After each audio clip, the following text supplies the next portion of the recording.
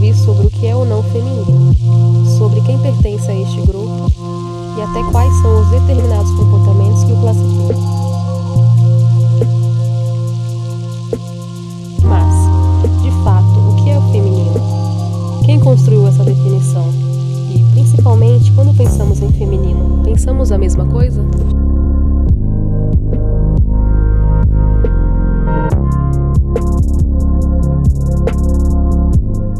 Feminino, eu não me refiro a mulheres. Porque as mulheres, elas são a materialização do conceito. Mas o feminino em si, ele é muito mais amplo que isso.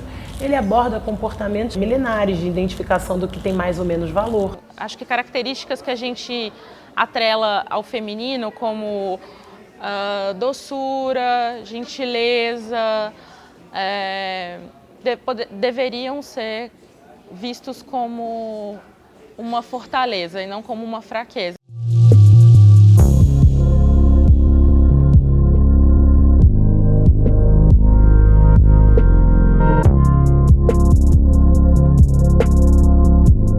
A menina, estando em mulher ou não, ela é colocada meio como fraco, sabe? Como o bonito e frágil, sabe? Então, acho que é uma falha da representação, porque primeiro por atrelar unicamente a mulheres e depois por atrelar como uma coisa fraca. A gente tem uma necessidade real de colocar as coisas nesse binarismo, né? Ou é isso ou é aquilo, é masculino ou é feminino. E nessas complexidades, esses femininos e masculinos estão em proporções diferentes.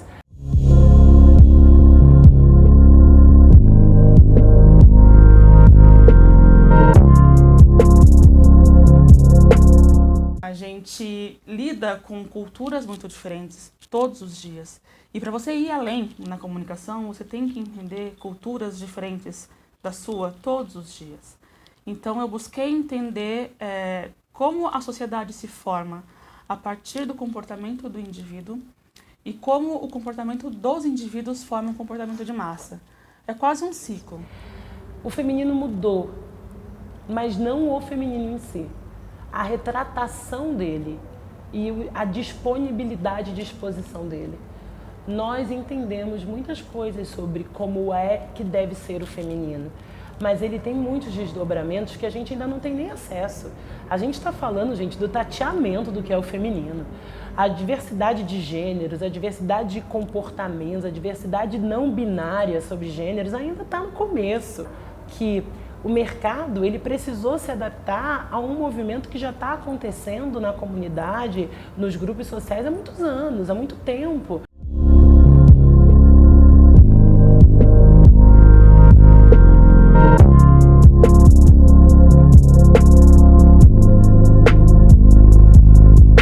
Quando a gente fala de mulheres, você tem um macro tema mulheres, quantos temas a gente pode abraçar aqui dentro, né? A gente está falando do mercado de trabalho, está falando de relações familiares, está falando de sexualidade e como é que isso vai influenciar a nossa vida pessoal, profissional, familiar, porque as mulheres elas não querem mais ser vistas como cidadãs de segunda classe.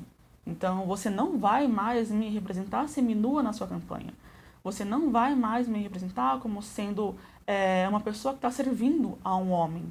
Né? Então eu quero hoje ser vista como um ser humano, uma profissional que merece tanto respeito quanto um cara, sabe?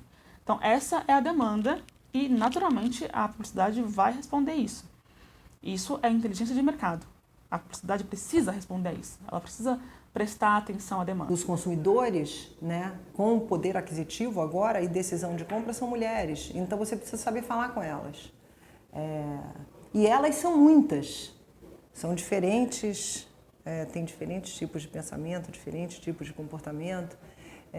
E acho que ter dentro da publicidade essa diversidade é fundamental, porque você não pode falar com pessoas sem que haja representantes dessas pessoas dentro do lugar onde você trabalha, né? Então, acho que tem uma série de coisas que começam a mudar sobre com esse novo tipo de olhar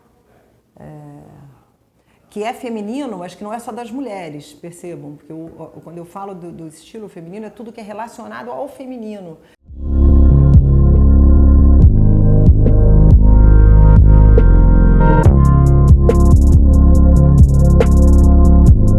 A palavra feminino, ela não cabe só para mulheres. E a palavra mulher não cabe só para biologia, sabe? Tem muita gente que tem muitas coisas, muita gente em volta que ainda merece e precisa fazer parte da conversa. Que merece, que existe e que existir é necessário.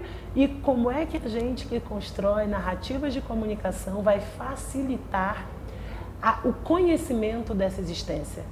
A pergunta, como é que a gente vai fazer? Como é que a gente vai ser agente e não passivo espectador, sabe?